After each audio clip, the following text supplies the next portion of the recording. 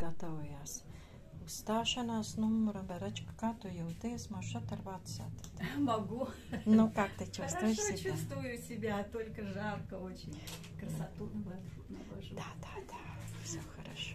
Все Ну, хорошо. так. Все будет хорошо, и все есть хорошо. Ага.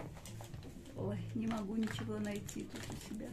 Зитыня, как ты себя чувствуешь? Я себя чувствую хорошо, потому что tāpēc, ka mums šokar jāuzstājās un tikko bija nenormāls karstums.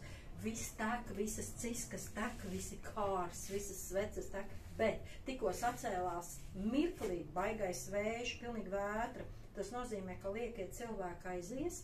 Visi tie, kas tur staigā gar jūru, saies tajā būdiņā iekšā un skatīsies uz mums.